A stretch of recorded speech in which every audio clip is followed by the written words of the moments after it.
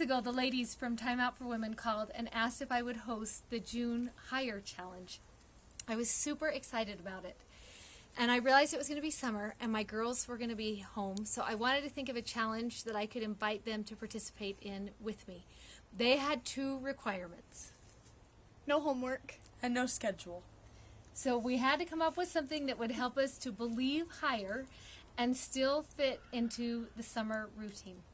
As we got together and started brainstorming, I told them about a challenge that I've always wanted to do, and it's to experiment with Nephi's promise that's found in the Book of Mormon in 1 Nephi, chapter 1, verse 20, and it says, I, Nephi, will show unto you that the tender mercies of the Lord are over all those whom he hath chosen. I learned from my seminary teacher that we're supposed to write down every tender mercy we see in our lives. So every day, Megan has been praying in the morning and then keeping track of the tender mercy moments that happen all throughout the day. And we thought it would be awesome if we combined these 2 ideas together. And if we were to read and mark in our scriptures the tender mercy moments and then write them down every day as we saw them happening in our own lives. And we wanted to call the challenge A Month of Many Mercies. We wondered if you might like to join in the challenge with us. And if you would like to, here's how it works. First of all, decide how you want to participate. Maybe this is a challenge you really need for you right now, and you want to do it by yourself in the quiet moments of your day. Or maybe you're like me and you've got all of your kids home for the summer and you want to incorporate this into your family scripture study each day as you're doing it. Or maybe there's a group of ladies you walk with who you think would love to do it, or a group in your ward, or someone that you work with. Decide who you want to do this challenge with. That's number 1.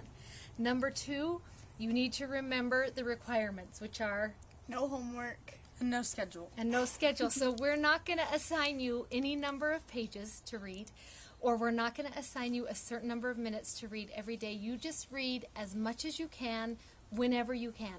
If you miss a day, just remember it's summer. You can start again tomorrow. The most important thing is that you're marking the tender mercies that you find, and you're recording the tender mercies that you see in your life every single day. Okay, number 3. You get to read in whatever format you want to read in. I'm going to read on my phone and record all my tender mercies on my notes. And I read in the little Book of Mormon I carry around and record everything I see and read in my journal. And I bought a new, really inexpensive Book of Mormon because I want to have no other markings in here except for the tender mercy moments that I discover. And then in the very back, on these blank pages, I am going to write the tender mercy moments that happen in my day. So when I am done with the challenge, I have a whole book that is recorded of this challenge.